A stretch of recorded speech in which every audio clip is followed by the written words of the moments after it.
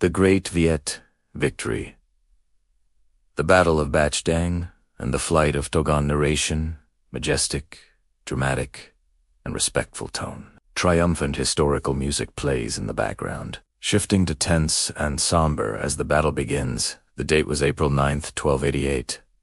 On the ceiling. Pre-storm waters of the besieged Jiang River, the massive fleet of Ymi nearly 100 Mongol warships roared into the main channel, chasing the Toghan dynasty's fleet, which feigned retreat. Unbeknownst to the Mongol general, he was sailing straight into a colossal trap that had been meticulously laid days before. Along both banks, hidden amidst the dense reeds and the early morning mist, the Toghan dynasty's main generals lay in wait. General Piège, Éminige, Lomprince, Teare, Ine, Nach, Tedo, Te, and Grand Chancellor, Tear, Eniswan, Kayesh, Tai, along with thousands of archers, infantry, and cavalry, were concealed within the jungle's thick cover. Beneath the muddy waters, General Q and his commando unit held their breath, submerged amongst the floating water hyacinth.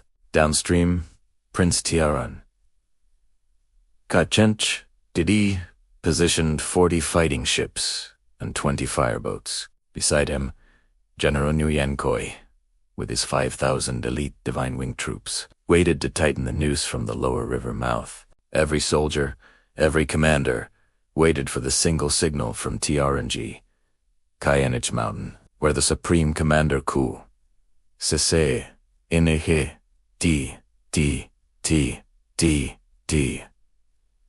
R, Ine, A, NG, O, observed the entire panorama. As the tide began its inevitable retreat, the lethal spiked stakes hidden in the riverbed slowly began to reveal their sharp points. The command drum boomed. General Engwe, Inekoe, led 30 large ships in a swift, violent charge into the head of the Mongol fleet, from the lower river, instantly blocking their escape route. From Terer, naval units flooded out from the Yung River and nearby channels. Along the banks, archers commanded by Tern Quang Ki and Tern Nat Dat emerged, launching a simultaneous barrage of flaming arrows onto the enemy ship's flanks. Realizing the situation, Ymi panicked as both the head and tail of his formation were engulfed in smoke and fire. Shouts and screams echoed from all directions. Just then, from the floating weeds, General Q's commandos surfaced, piercing the hulls and shattering the decks of the enemy ships. Mongol warships pitched violently as the river water rushed in. Those who jumped into the water were instantly slain. Those who scrambled ashore were met with arrows from the ambush. Ymi tried to remain calm, dropping sail and ordering his fleet to run with the ebbing tide, but the water receded too quickly. The iron-tipped stakes of besieged Jiang were now clearly visible. The leading warships, unable to change course, slammed violently into the stake fields, shattering their bows and becoming instantly stuck.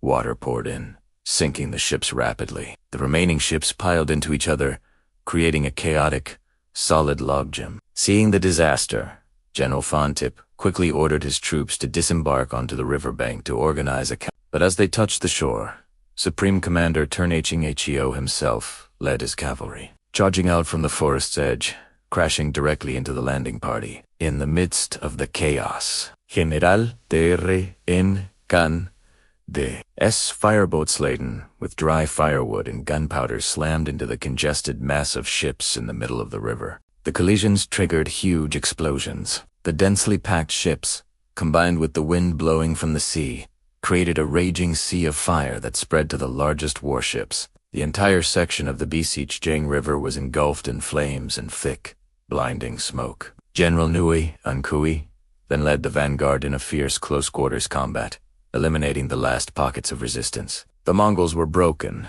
scattering in panicked attempts to flee. The battle lasted over half a day, and many brave Tern soldiers also fell. The result was a complete rout of Ymi.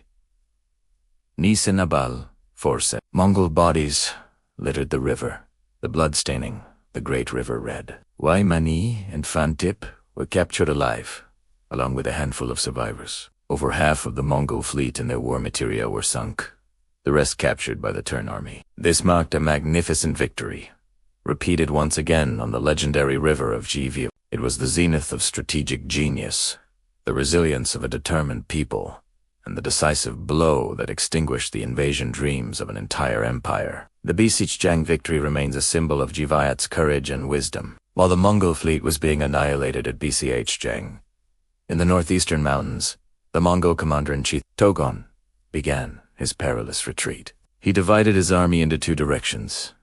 Arakia would lead a cavalry detachment west toward Keelang, while Toghan would accompany the main force through Newibam Pass, where the General Ivasi was ordered to go ahead and clear the way. Though the main Tern army had not yet returned from the south, local militia, ethnic troops, and volunteer forces had already prepared ambushes for the retreating remnants. At Keelang, Aritkaya's column barely entered the mountain pass before the Tern ambushes descended. The Mongols panicked, attempting a counterattack but failing, forcing them to turn back and rejoin Toghan's main force. By April 11th, Toghan's main army reached Newibam Pass.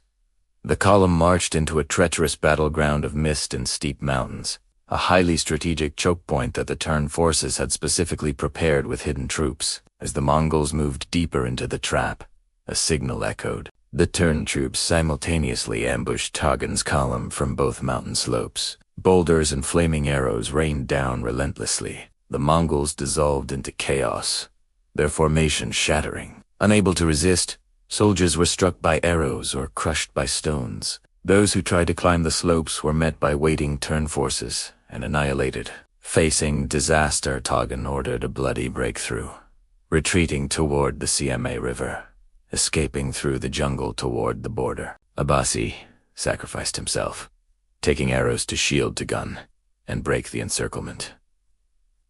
Bahi, too, perished from multiple poisoned arrows. Toghan was forced to break his formation into small units, fleeing in utter fear and chaos. It wasn't until April 19, 1288, that Toghan, along with the last pitiful remnants of his army, managed to cross the border and escape back to the Yuan dynasty, concluding a 10-day retreat filled with starvation, casualties, and unprecedented humiliation. The third resistance, war against the Mongol Yuan, Invasion,